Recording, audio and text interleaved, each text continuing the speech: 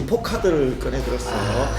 기가 막힌 카드를 하나. 지도자가 문제의식이 없으면 저렇게 되는 거예요. 자기가 그 위기를 탈출하기 위해서 쇼하는 거잖아. 그렇죠. 말랑말랑한 그 지역이 좋아할 만한 땅값 오르고 좋아할 만한 거를 그쪽에 논의도 안 붙이고 자기가 충격욕구 탁 터뜨린 거잖아요. 근데 한 발 물러서 보면 다 보이잖아요. 그렇죠. 우리 김기현 대표께서 김포로 출마하시려고 임요한 혁신위원장님의 어떤 제안을 기꺼이 받아들이셔서 그래서 그런 걸 던지셨다라는. 우리가 이때까지 해놨던 국민들 합의를 보는 것조차도 폐기하고 이 정권은 정말 무식한 정권이다. 부산시장 또한 똑같이 노름이다.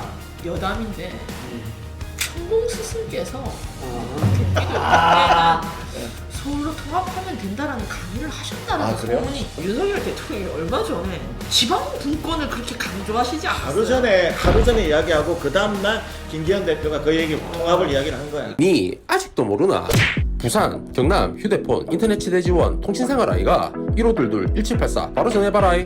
통신의 모든 것 슬기로운 통신생활. 김기현 대표가 하나를 이제 정권 교체로 가기에는 이렇게 하면 너무 이제 몰린다 그래가지고 김포 카드를 꺼내 들었어요.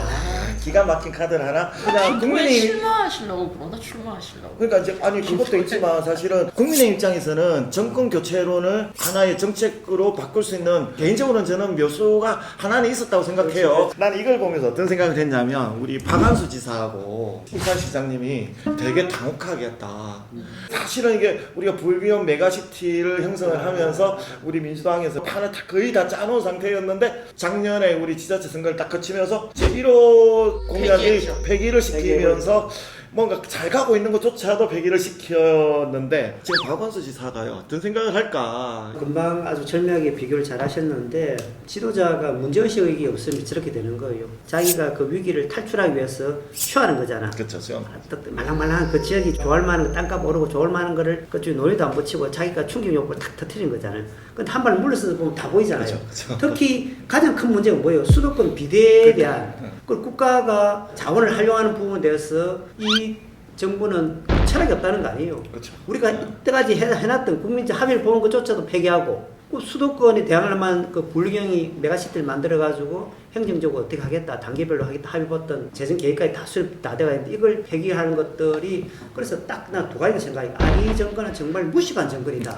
정말 무식하고 철학도 없고, 두 번째는 이기에서 발생되는 부산시장 또한 이거 똑같이 노름이다. 그 얘기에 대해서 단 한마디도 못하고 지금 2030은 목매 달고 있잖아요. 그럼 아무것도 안 하고 있어요.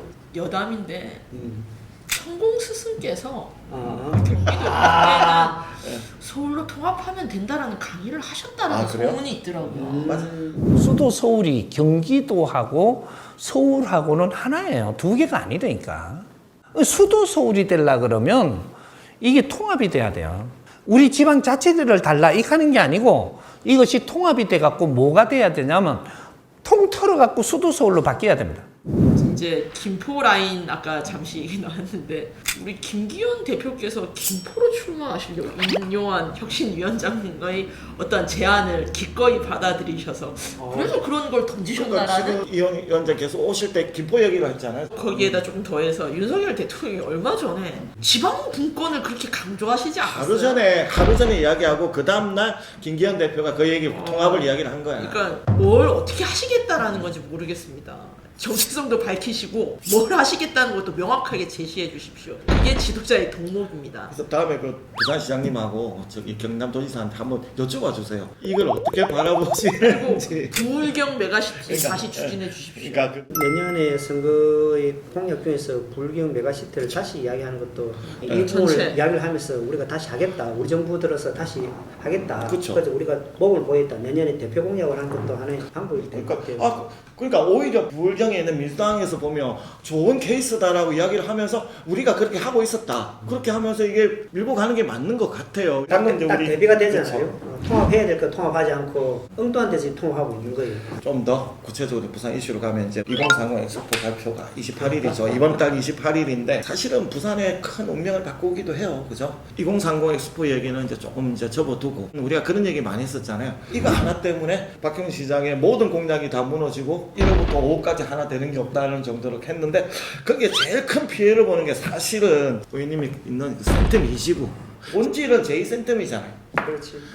제일 좋은 일자리와 제일 좋은 어떤 그걸 만들 수 있는 게 제2센텀인데 풍산 사건 이후로 풍산이 기장에 갈만 했는데 그 박준희 시장이 못 가게 하면서 지금 이게 된 거잖아요, 사실은. 저는 이제 그 그린벨트 대전략에서 풍산의 그 류진 회장을 직접 만났습니다. 네네. 만나가지고 이런저런 이야기를 하면서 기장으로 가는 걸 설득하고 본인이 그걸 해서 적극적으로 수용해가지고 이 그린벨트에 막힌 이제 문들을 열어버렸는데 그 뒤로는 사실은 박영준 이제 기장에서 관제대모 한다고 놀래가지고 중지가 된 상태인데 그 뒤로 제가 시장을 면담을 요청했어요. 면담 요청이 네. 딱 두 가지입니다. 지금 동부산 전체로 계속 대통령도 오고 국토부 장관도 오는데 실질적인 그 가장 큰 축인 풍산의 이전 문제를 이야기하잖아요. 그 2단계, 3단계 중에 가장 그 58만 평 중에 32만 평 그러니까요. 그걸 이전하는 거를 전제로 이 문제 풀어야 되는데 이건 이야기하지 않고 이거는 설명 없이 이야기한다는 건 전부 레토릭이 불과한 거죠. 그 앞에 또 하이 단지가 있거든요. 하이 단지가 굉장히 한 7,000평 돼가지고 그분들이 생업뿐만 아니고 우리가 산업으로 형성돼가 있는데 한 40년간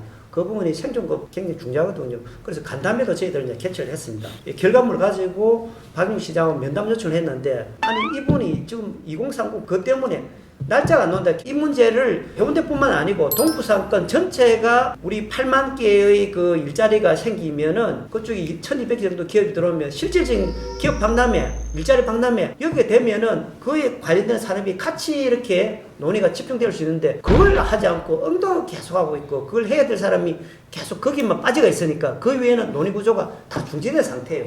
올해 들어서도 제가 거의 제2센텀에 대해서 박형희 시장이 이야기한 걸 듣지를 못했어요.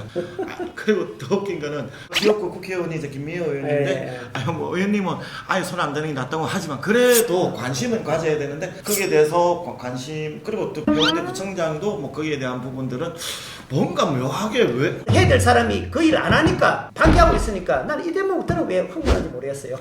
아니 그 제2센텀 얘기가 아픈 자식이 되어버렸어요 지금.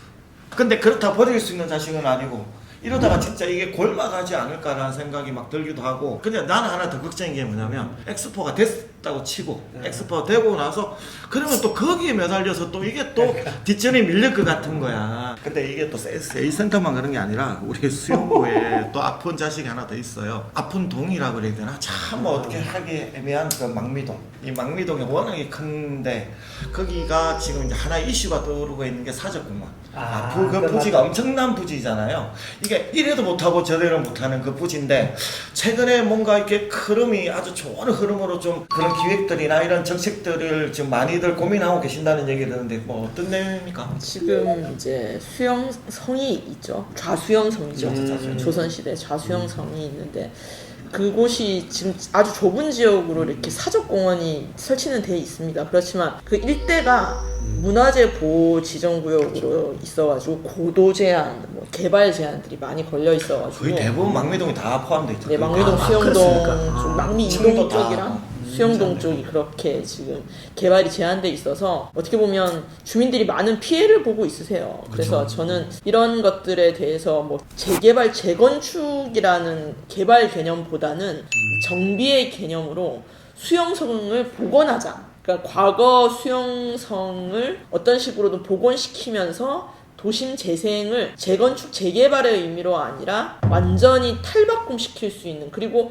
그런 문화유산을 가지고 센텀과 연결해서 하나의 단지로 만들자라는 게 제가 지금 굿 아이디어입니다. 저는 기획에 되게 놀란 게 뭐냐면 보통은 그 지역을 빨리 그린벨트를 해제를 시켜서 어떻게든 개발 이야기하는데 저 거꾸로 생각을 하시는 거잖아요. 여기 이제 세계적인 흐름이잖아요. 그린시티로 가는 흐름이기도 하고 그걸 보면서 저는 최근에 그 순천 그 국가정원 보면서 야 저거다. 거기를 오히려 개발을 하는 것보다는 전체적으로 보면 하나의 이제는 사적 타운이 되겠다라는 바다까지 끼고 있잖아요. 그렇게 하기 때문에 엄청난 거기는 관광화, 뭐 관광이라기까지 그렇지만 진짜 그린의 관광을 제일 크게 할 수 있는 아주 좋은 해운대도 가깝고. 그래서 전문가들과 집중적으로 지금 논의하고 있습니다.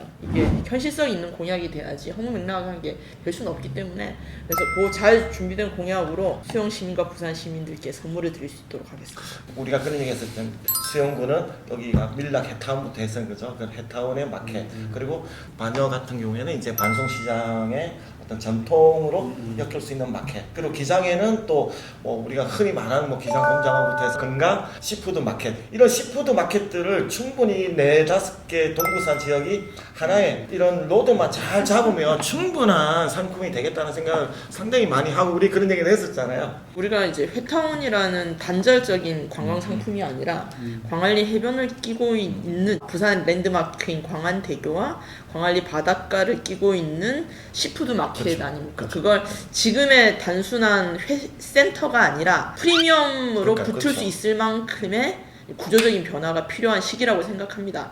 광안리가 더 이상 날 생선을 회쳐서 파는 그런 마켓은 벗어나서 전 세계와 경쟁할 수 있는 프리미엄 시푸드 마켓으로 한 단계 도약할 수 있는 준비를 하도록 하겠습니다. 부산 바꿔야 바뀐다. 한 명의 정치인이 한 도시를 충분히 살릴 수 있다고 생각합니다. 한 명의 정치인이 열심히 문제의식을 가지고 시민들을 만난다면은 충분히 부산시 또한 서울의 어긋가는 큰 도시, 해양 수도가 된다고 생각합니다. 그 일선에 윤준호가 앞장서겠습니다. 부울경 메가시티, 우리 부산의 미래입니다. 도시 불평등을 넘어서서 지방 분권은 거점 도시를 중심으로 다 함께 잘 사는 대한민국을 만드는 겁니다. 그 부울경 메가시티의 중심이 수영구가 될 수 있도록 수영구 강윤경이 열심히 뛰겠습니다. 화이팅! 더 나은 콘텐츠를 만들려고 저희 센TV에 협찬해 주신 분이 계십니다. 가득 신고한 건립과 2030 부산 엑스포 성공 유치를 위해서 BNK 부산은행이 함께합니다.